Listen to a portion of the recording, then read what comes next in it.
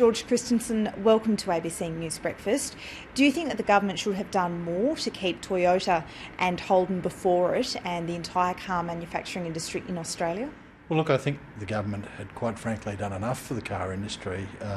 It would have been the most subsidised industry in Australia, and there was still money on the table. It wasn't just being all pulled off.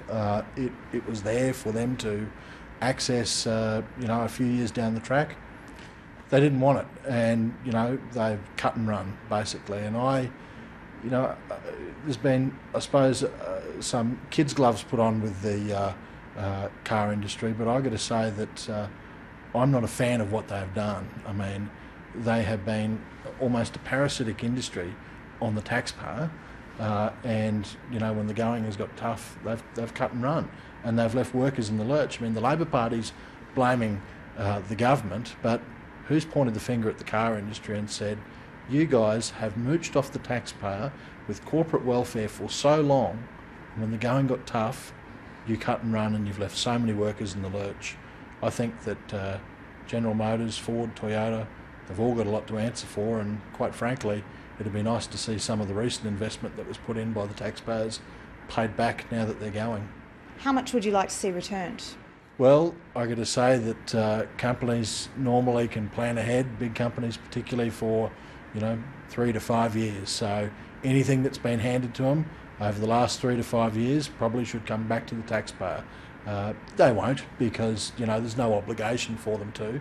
And quite frankly, I don't think they give a stuff about Australia. That's why they're leaving. That's why they're heading to overseas markets where the labour rates are substantially lower, so that they, can get a cheaper product. And I understand that, but at the end of the day, they've done this country no favours. All they've done is taken our money, pay it back. By the sounds of it, it sounds like you think they should have left before now. Well, no, I don't think that they should have left at all. I mean, Toyota was still making a profit.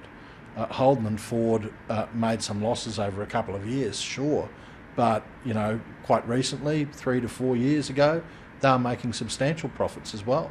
So why is it that as soon as the going has got tough, they're out the door? There are plenty of businesses who have less in terms of financial support from a parent company, who stick through the tough times for their workers and for the greater good of the country.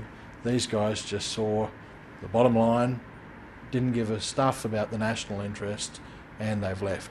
They left workers in the lurch, they've gone overseas for cheaper labour. You said before that the car industry is being treated with kid gloves. Is that being treated by kid gloves by your government? And we've seen from your government criticisms of the union's behaviour on behalf of workers. Is your government targeting the wrong people in this approach?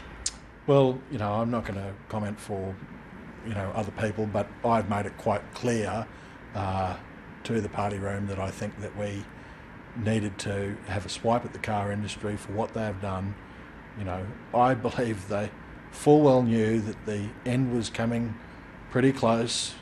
They knew that sooner or later they were going to be leaving, and they still had their hand out for taxpayer dollars. That's not right.